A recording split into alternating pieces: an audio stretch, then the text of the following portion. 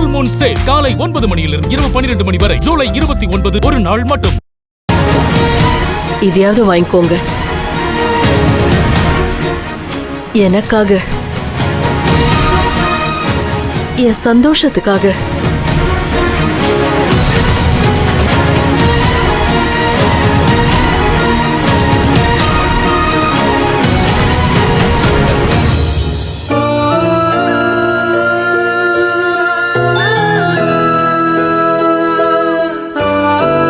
நீ வைமா, வை.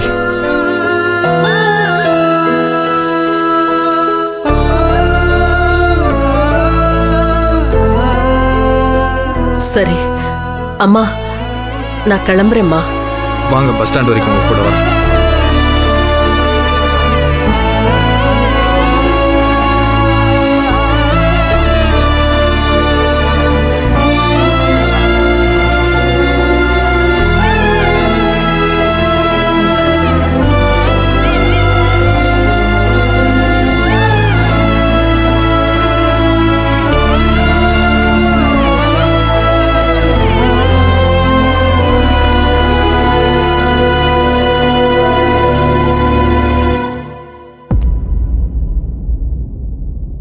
கண்ணீர் சிந்த ஆனந்த பூ ஒன்று பூக்கின்றதே, பாரம் தாங்கி தளர்ந்த இதயம் கைவீசுதே.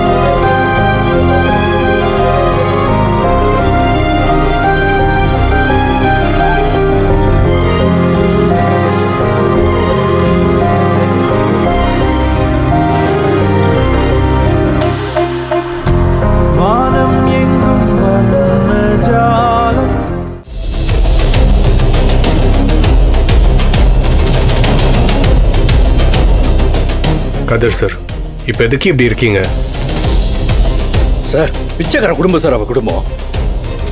வீடு எப்படி இருக்கும் தெரியுமா? புறா குண்டு, அதுல 8 பேர் ஒண்டி கொடுத்து நடத்திட்டு இருந்தவங்க.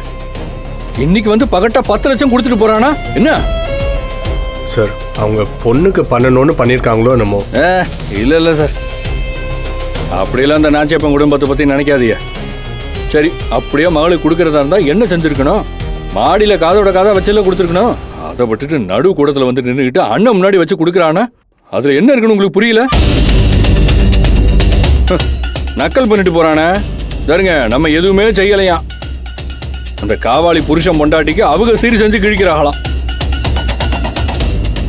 என்ன எவ்வளவு நாள் சொன்னேன், இந்த கருமெல்லாம் வேணாம் தானே சொன்னேன். அவளை அன்னைக்கே பத்தியோட சொன்னேன்ல. இன்னைக்கு வந்து நடு கூடத்துல உட்காந்துட்டு ஒவ்வொரு பிரச்சனையும் எடுத்து விட்டுட்டு இருக்காங்க.